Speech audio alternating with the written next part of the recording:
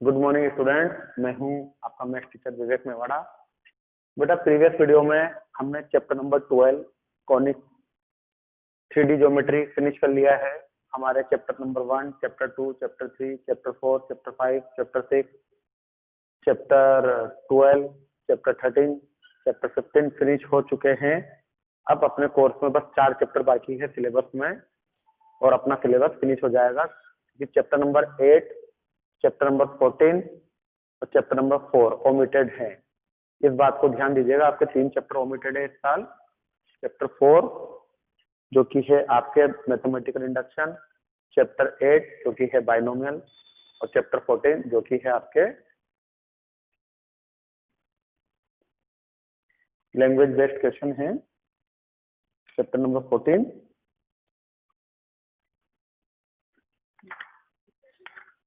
तो आज हम हमारा नया चैप्टर स्टार्ट कर रहे हैं, कॉनिक सेक्शन। कॉनिक सेक्शन इसके अंदर आपको 4 एक्सरसाइज गिवन है और चारों एक्सरसाइज टॉपिक वाइज है। पहला है 11.1 जिसमें आप सर्किल को पढ़ोगे। नेक्स्ट है 11.2 जिसके अंदर आप पैराबोला को पढ़ोगे। नेक्स्ट है आपके 11.3 जिसमें आप इलिप्स पढ़ोगे और फोर्थ है हाइपरबोला।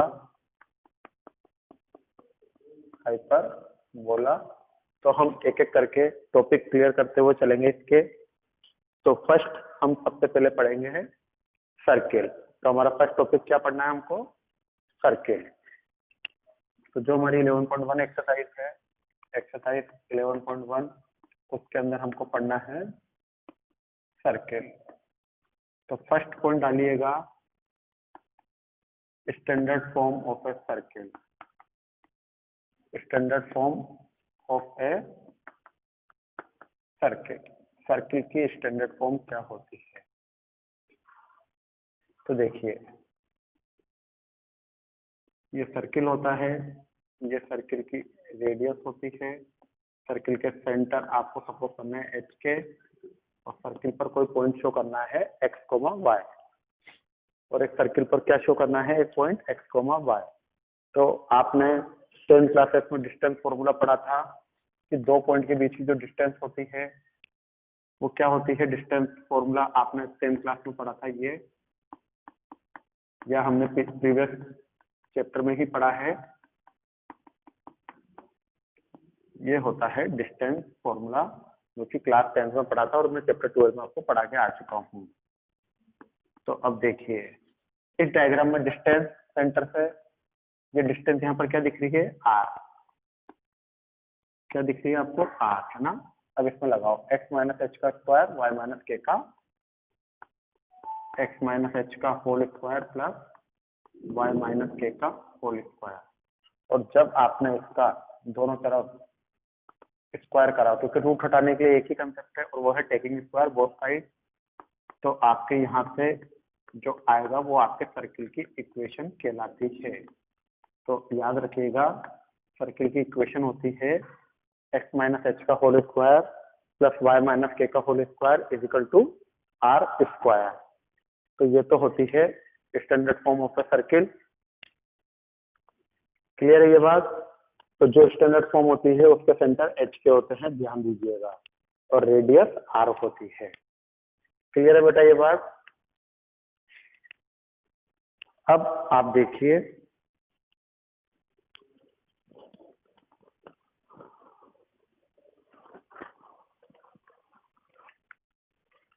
अब क्वेश्चन में देखिए आपको क्या दे रखा है। ये इक्वेशन याद रह जाएगी आपको, x माइनस एच का whole square, y minus k का whole square is equal to r square.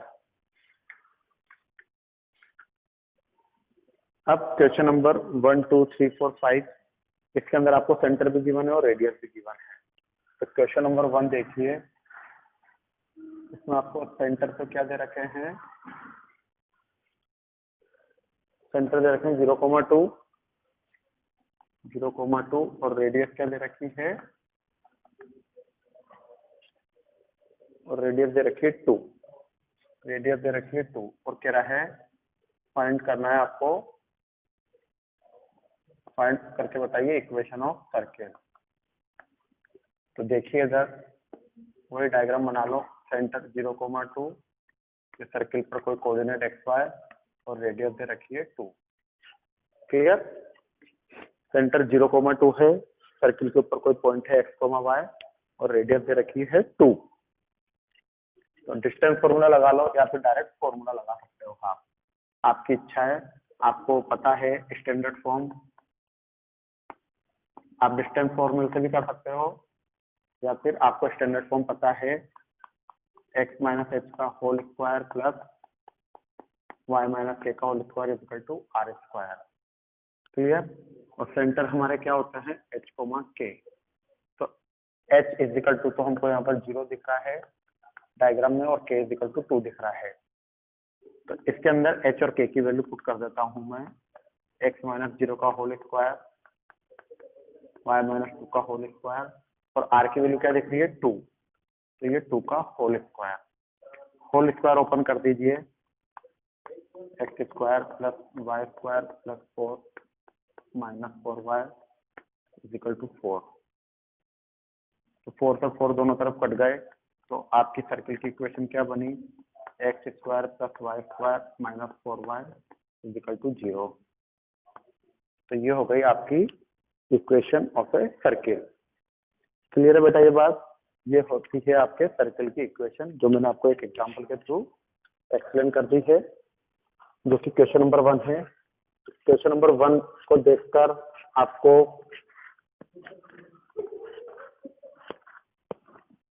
Question number 2, 3, 4, 5 सब करने हैं।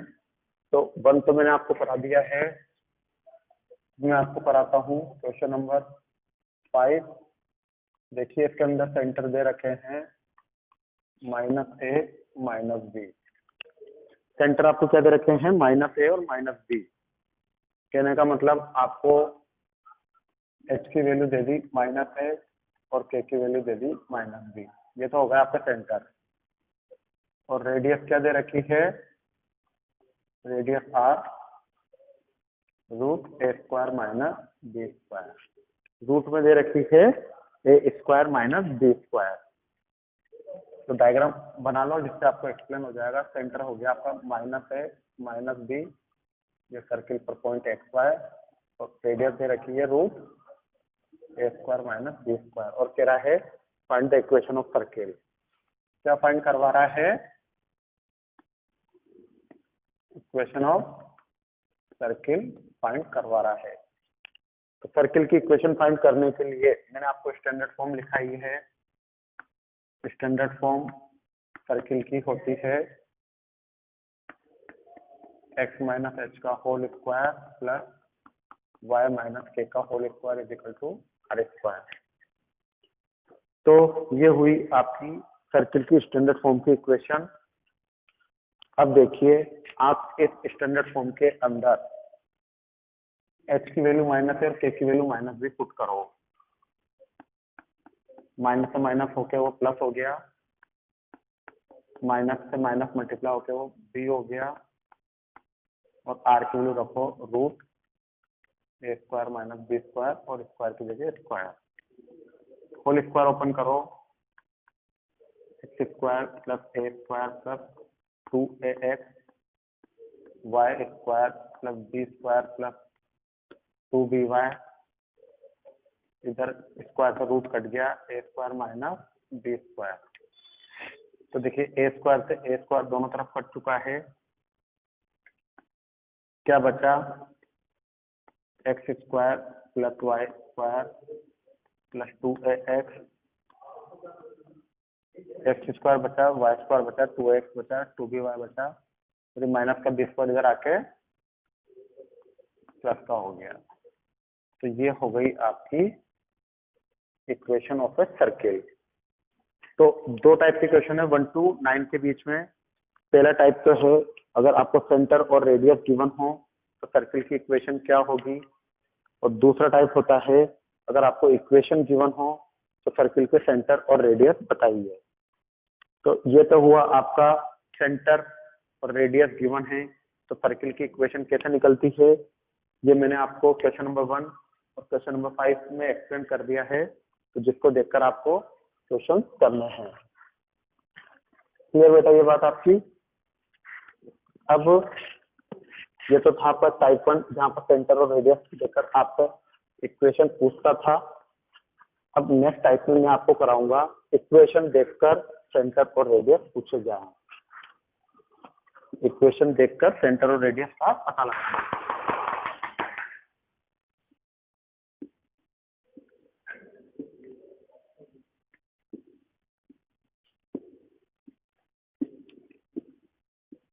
तो देखिए क्वेश्चन नंबर 6, 7, 8 और 9 में, क्वेश्चन नंबर 6, 7, 8, 9 में आपको बोल रहा है, आपको इक्वेशन गिवन है, तो सेंटर बताइए क्या होंगे और रेडियस क्या होगी। क्लियर है बेटा? तो देखिए क्वेश्चन नंबर 6 में ये है x + 5 का होल स्क्वायर, ये है y - 3 का होल स्क्वायर और ये है 36। तो यहाँ तो आसानी से आपको स्टैंडर्ड फॉर्म दे रखी है। तो ये तो बन गया आपका x - h का होल स्क्वायर, y - k का होल स्क्वायर और r स्क्वायर। तो देखिए कंपेयर करिए, यहाँ से x की जगह पर h दिख रहा है, -h इजिकल टू क्या दिख रहा है, 5 दिख रहा है। फिर यहाँ y की जगह y दिख रहा है, तो -k इजिकल टू -3 दिख रहा है और r स्क्वायर इजिकल टू क्या दिख रहा है, 36। क्लियर? तो h की वैल्यू तो हो गई -5, k की वैल्यू हो गई 3 और r की वैल्यू हो गई 6। तो हमारा सेंटर क्या बना, -5, 3 और रेडियस क्या बनी, 6। तो स्टैंडर्ड फॉर्म का होना बहुत जरूरी है। अगर आपको स्टैंडर्ड फॉर्म नहीं दे रखी, जैसे कि क्वेश्चन नंबर 7 जहाँ पर हमको स्टैंडर्ड फॉर्म नहीं दे रखी, तो स्टैंडर्ड फॉर्म बनानी पड़ेगी और स्टैंडर्ड फॉर्म बना के सेंटर और रेडियस का पता लगाते हैं। क्लियर है स्टूडेंट ये बात आपको?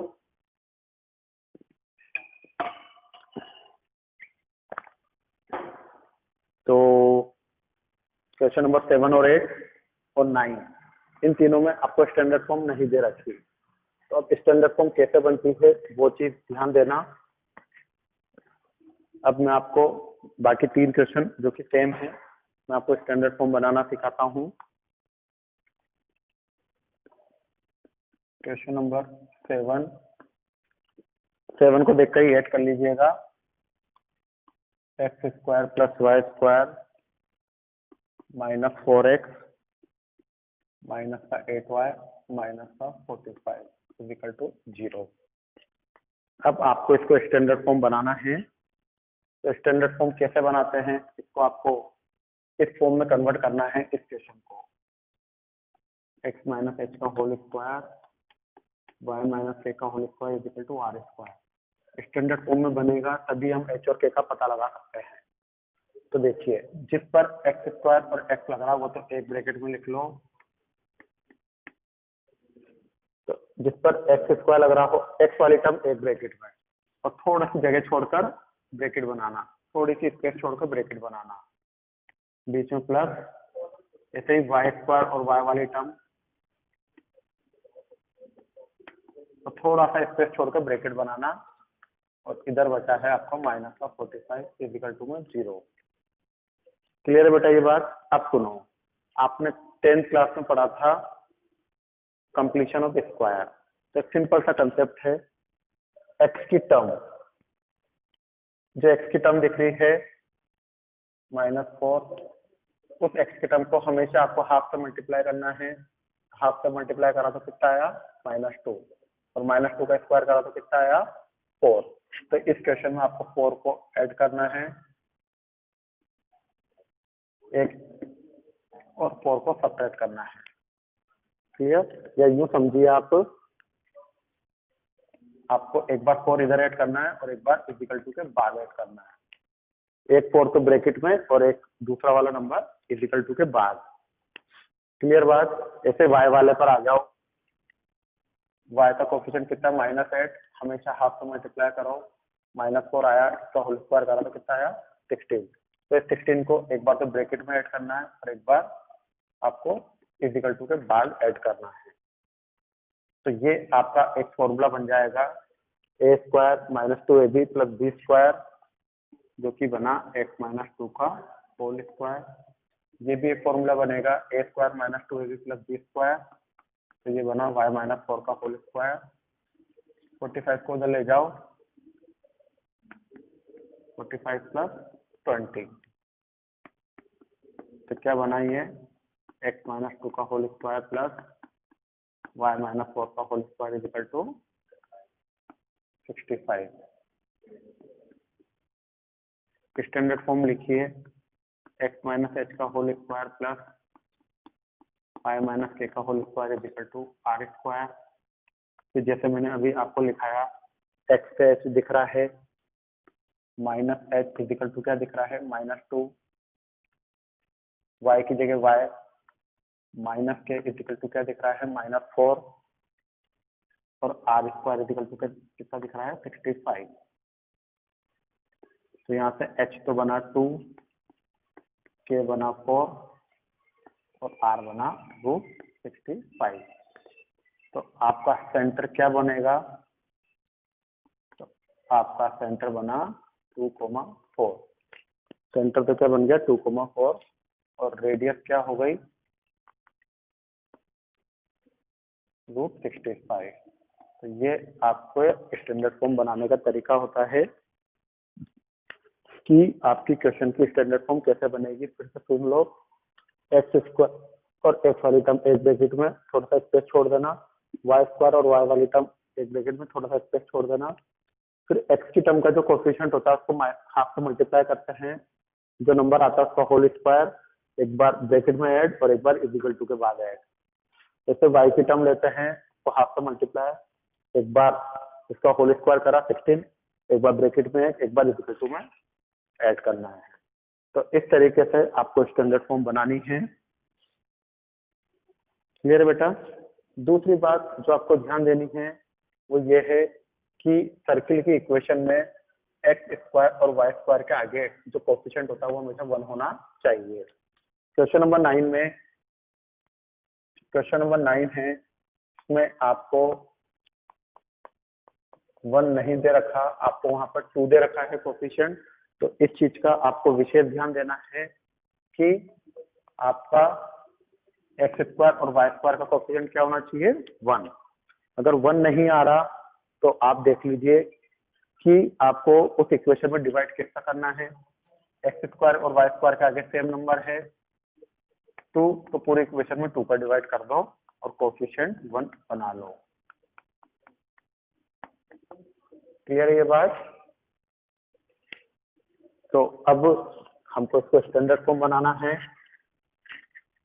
स्टैंडर्ड फॉर्म बनाने के लिए मैंने अभी आपको क्या बोला, x² वाली टर्म, x वाली टर्म और थोड़ा सा स्पेस छोड़ के ब्रैकेट, y² के बाद y वाली टर्म है ही नहीं, तो एज इट इज लिख दो y² वाली टर्म को।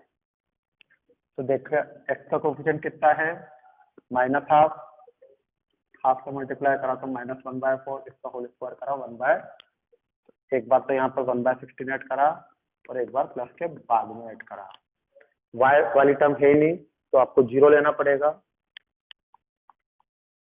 तो ये a² - 2ab + b² बना, तो किसका होल स्क्वायर बना x - 1/4 का होल स्क्वायर बना। इसको y² को मैं लिख सकता हूँ y - 0 का होल स्क्वायर, और ये 1/16 की जगह 1/16 एज इट इज। क्लियर है ये बात। तो ये आपके बन गई है स्टैंडर्ड फॉर्म। और स्टैंडर्ड फॉर्म बनने के बाद देखो स्टैंडर्ड फॉर्म यहाँ लिख रखी है मैंने। अब आप अपना आंसर जो आया है वो लिखो x - 1/4 का होल स्क्वायर, y - 0 का होल स्क्वायर 1/16। तो फिर से स्टैंडर्ड फॉर्म में और क्वेश्चन में कंपेयर करिए।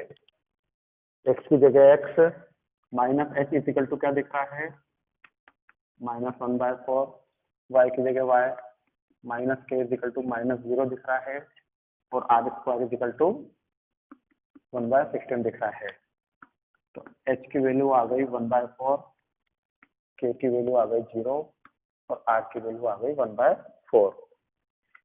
तो आप यहाँ से सेंटर क्या कह सकते हो 1/4, 0 और रेडियस क्या कह सकते हो 1/4। तो ये है आपके क्वेश्चन नंबर 1 to 9, जहां पर आपको दो टाइप के क्वेश्चन दे रखे थे। टाइप 1 जहां पर आपको सेंटर और रेडियस गिवन थी तो इक्वेशन बनाना सीखा था हमने, और टाइप 2 जिसके अंदर आपको इक्वेशन गिवन है और सेंटर और रेडियस फाइंड करना था। तो क्वेश्चन नंबर 1 से लेकर 9 तक के क्वेश्चन मैंने आपको एक्सप्लेन कर दिए हैं, आप उनको करिएगा। Okay, good bye student, have a nice day बेटा, बाय बाय।